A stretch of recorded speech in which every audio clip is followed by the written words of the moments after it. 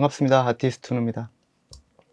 스웨덴 니치 향수 바코드 컨셉의 NCP라는 브랜드예요. 지난번에 오리지널 파세트 7종 리뷰를 했었는데 이번에 또 기회가 주어져서 블랙 파세트 4종을 리뷰할 수 있게 되었습니다. 작품들은 NCP에서 제공해 주셨어요. 정말 감사합니다. 우선 디자인을 한번 살펴볼게요. 자, NCP 디자인은 바코드를 연상케 합니다. 특히 오리지널 파세트 경우에는 흰색 배경으로 검은 줄이 있어요. 상당히 바코드와 유사한 디자인이죠. 그리고 7종 작품별로 그 검은 줄의 간격이 차이가 있습니다. 그리고 이번에 블랙 파세트는 검은 배경이에요. 검은 배경에 약간 흰색 줄, 회색 줄? 줄의 간격별로, 이렇게 작품별로 간격의 차이가 있습니다. 개인적으로 디자인은 블랙 파세트보다 오리지널 파세트가 좀 더 이쁜 것 같습니다. 바코드하고 거의 비슷한 컬러를 갖고 있기 때문에 흰색 배경에 검은 줄. 반대로 블랙 파세트 같은 경우는 오리지널 파세트에 비해 조금 더 무게감이 있지 않을까? 뚜껑이 검정색이다 보니 좀 더 유니크한 향이 아닐까라는 생각도 듭니다. 자, NCP 블랙 파세트 703 톰카비넨 모카 작품입니다.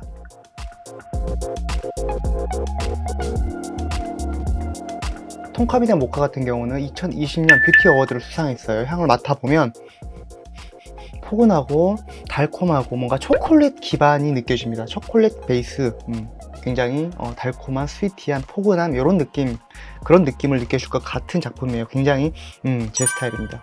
너무 마음에 들어요.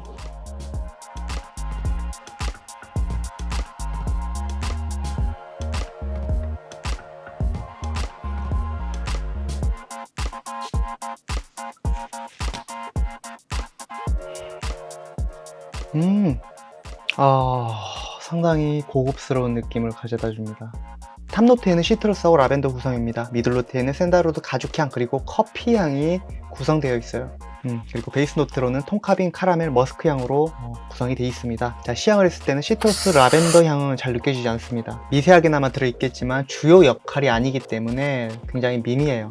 뿌리자마자 모카 향이 굉장히 부드럽게 올라옵니다. 자, 은은한 커피 향에 카라멜 향을 터치를 해줍니다. 그래서 뭔가 초콜릿한 느낌을 전해주는데 굉장히 스윗해요. 포근하고 안아주고 싶은 그런 느낌입니다.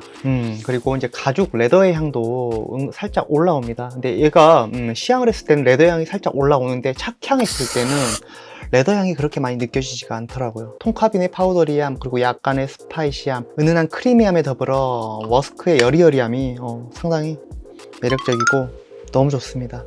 그래서 이름처럼 톰카비넨 모카의 향이 그대로 느껴집니다. 굉장히 부드럽고 관능미를 품고 여리여리하게 은은하게 머스크로 마무리를 되어줍니다. 작품의 특징에 대해서 이야기를 해볼게요. 전체적으로 향이 은은합니다. 무거운 향 조합이기도 한데 생각보다 무겁진 않아요. 그래서 데일리 향수 사용이 가능하다라고 생각이 들고 여러 번 뿌리셔도 독한 느낌보다 기분 좋은 느낌이 배가 되기 때문에 가지고 다니면서 사용하셔도 될 것 같습니다. 모카 그리고 톰카빈 이 향 자체가 이성에게 어필하기 상당히 좋다라고 생각이 들거든요. 개인적으로 이 부분이 상당히 마음에 들어요. 사계절 모두 사용 가능합니다. 여름에는 밤에 사용하시는 걸 추천드리고 나머지 계절에는 사용 가능해요. 뭔가 유니크하다고 생각이 들어요. 특히 커피를 좋아하시는 분들에게 굉장히 잘 어울릴 거예요. 저는 개인적으로 커피도 굉장히 좋아해서 이 향이 너무 마음에 들어요. 유니크하면서도 남녀 모두가 쉽게 공감되는 작품이라고 생각됩니다. 지속시간은 6시간 정도 유지가 되고 뭔가 인위적이고 독한 향수를 싫어하시는 분들에게 괜찮을 거라고 생각이 들어요. 자, 달콤한 초콜릿 향을 품고 있는 톰카빈의 모카 굉장히 매력적으로 생각이 듭니다. 자, 그리고 이제 NCP 블랙 파세트 102 진저앤 라임입니다.